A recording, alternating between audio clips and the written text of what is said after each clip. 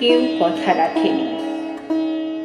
৩৩ বছর কাটল, কেউ কথা রাখেনি। ছেলেবেলায় এক বষ্টমী তার আগমনী গান হঠাৎ থামিয়ে বলেছিল, শুক্লা দ্বাদশীর দিন অন্তরাটুকু শুনিয়ে যাবে। তারপর কত চন্দ্রভূ অমাবস্যা চলে গেল, কিন্তু সেই বষ্টমী আর এলো না। 25 বছর প্রতীক্ষায় আছি। মামা বাড়ির মাঝে নাদের আলী বলেছিল, বড় হও দাদা ঠাকুর, তোমাকে আমি 3 প্রহরের বিল দেখাতে নিয়ে যাব, যেখানে পদ্ম ফুলের মাথায় সাপ আর ভ্রমর খেলা করে। নাদের আলী, আমি আর কত বড় হব? আমার মাথা এ ঘরের ছাদ ফুঁড়ে আকাশ স্পর্শ করলে তারপর তুমি আমায় 3 প্রহরের বিল দেখাবে?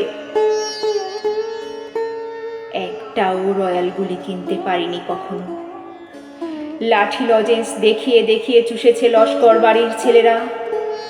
ভিখারির মতন চৌধুরীদের গেটে দাঁড়িয়ে দেখেছি ভিতরে রাস উৎসব। অবিরল রঙের ধারার মধ্যে সুবর্ণ কঙ্কন পরা ফর্সা রমণীরা কত রকম আমোদে হেসেছে। আমার দিকে তারা ফিরেও চায়নি। বাবা আমার কাঁধ ছুঁয়ে বলেছিলেন, দেখিস একদিন আমরা।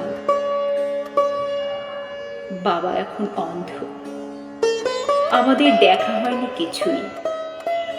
সেই রয়্যালগুলি, সেই লাঠি লজেন্স, সেই রাস উৎসব আমায় কেউ ফিরিয়ে দেবে না।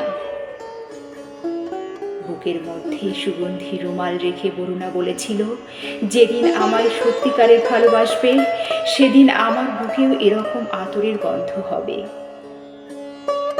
ভালোবাসার জন্য আমি হাতের মুঠোয় প্রাণ নিয়েছি। দুরন্ত ষাঁড়ের চোখে বেঁধেছি লাল কাপড়। বিশ্ব সংসার তন্ন তন্ন করে খুঁজে এনেছি 108টা নীল পদ্ম। তবু কথা রাখেনি বরুণা। এখন তার বুকে শুধুই মাংসের গন্ধ।